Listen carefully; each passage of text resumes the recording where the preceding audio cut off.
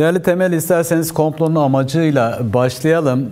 Yaratmış olduğu tahribatı, ekonomik tahribatı, yani hem Türkiye hem Kürdistan ve diğer çevre ülkelerdeki işte yerüstü, yeraltı zenginliklerin talan edilmesi gibi sonuçlar da doğurdu. Komplo işte ABD, İngiltere ve İsrail'in bir planı çerçevesinde yürütüldü. Amacı neydi? Amacına ulaşabildi mi? Kısaca bunları değerlendirelim, ardından ekonomik boyuta geçelim.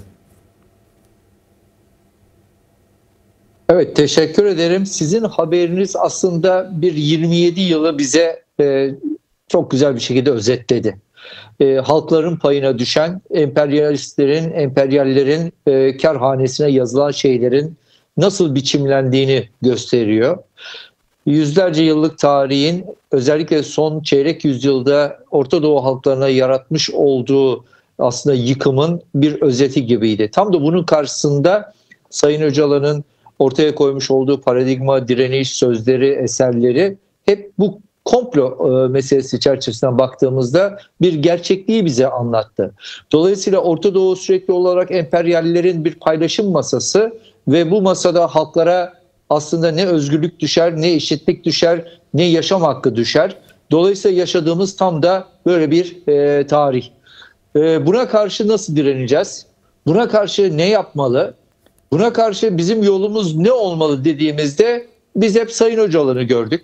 Evet. Bunu bir bilim insanı olarak da söylemek istiyorum. Buyurun. Çünkü eğer siz tercihinizi halktan, emekten, kadından, dolayısıyla yaşamdan yana yapmışsanız, o zaman emperyal aklın, emperyal bilimin, emperyal yol göstericinin izinde değil, tam da buna karşı bir yerden konuşmanız gerekiyor. İşte Sayın Öcalan'ın barış çabası, Sayın Öcalan'ın ortaya koymuş olduğu fikriyat da bu yöndedir. O yüzden komplo vardır. Yıllar önce bunu belki dünya çok iyi anlayamadı. Bizler de çok iyi anlayamadık. Neden bu komplo bu kadar önemli diye. Şimdi artık ama herkes anladı.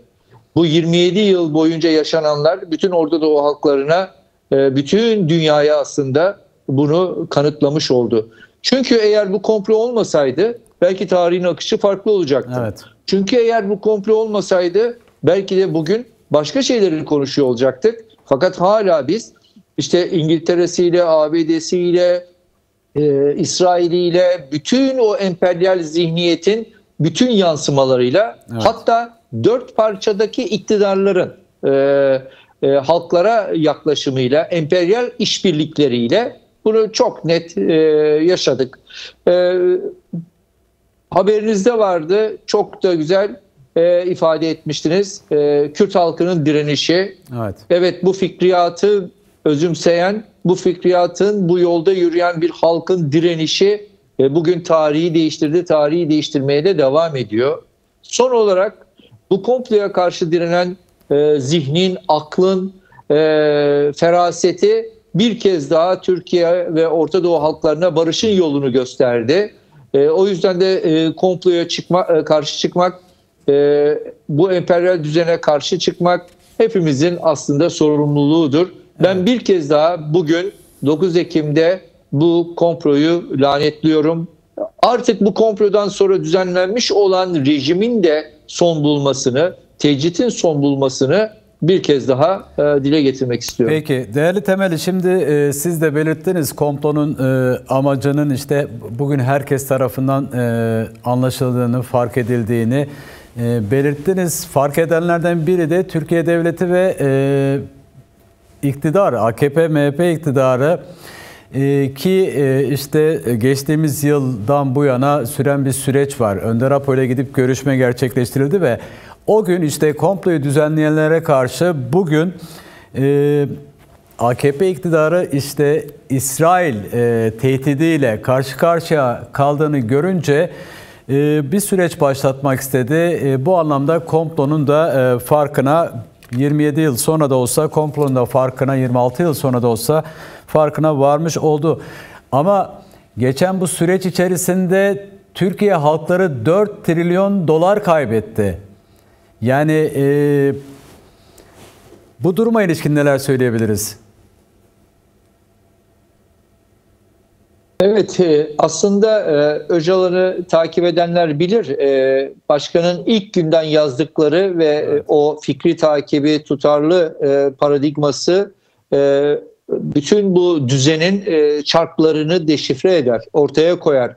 Emperyal ilişkilerin nasıl geliştiğini ve bunun aslında bir sömürü sömürge aklıyla hareket ettiğini ve Orta Doğu'ya emperyal aklın nasıl yaklaştığını adeta bütün boyutlarıyla teşhir eder ve buna karşı ne yapılması gerektiğini de anlatır. Şimdi baktığınızda işin ekonomik boyutu da tabii belki de en çarpıcı sonuçları doğurdu. Neden emperyal güçler Orta Doğu'da var? Sömürmek için var. Bütün o herkese ait olan, hepimize ait olan zenginliklere el koymak için var. Yüzyıllardır bu böyle devam ediyor.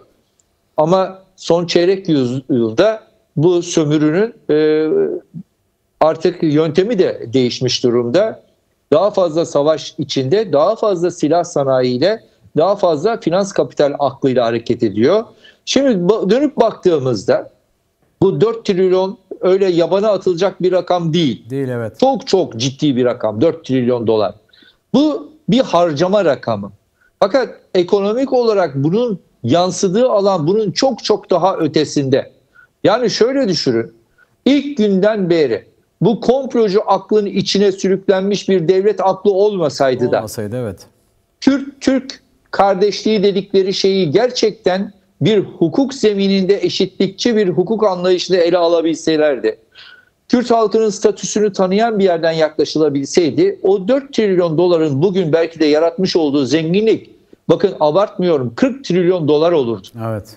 Yani çünkü ekonomi etki alanı itibariyle çarpan etkisi diyoruz biz buna. Etkisi, bu şekilde çalışır. Üzerine katlayarak gelişir. Oysa ne yaptı? Silaha yatırdılar bu parayı. Silaha yatırmanın bedeli ne oldu? Çatışma, savaş, kıyım, yıkım, katliam, aklınıza gelebilecek her türlü insanlık dramını ve insanlık suçlarını yaşadık. Oysa başka bir Orta Doğu, başka bir Türkiye, başka bir Kürdistan yaşayabilirdi, var olabilirdi. Dolayısıyla hiç öyle ekonomi deyip kenara atmayalım. Ekonomide alınmış kararların hepsi siyaseti de yaşamımızı da etkiledi. Peki bu ekonomik kararları neden böyle aldılar? Ya da bu kararlar niye böyle ekonomik sonuçlar doğurdu?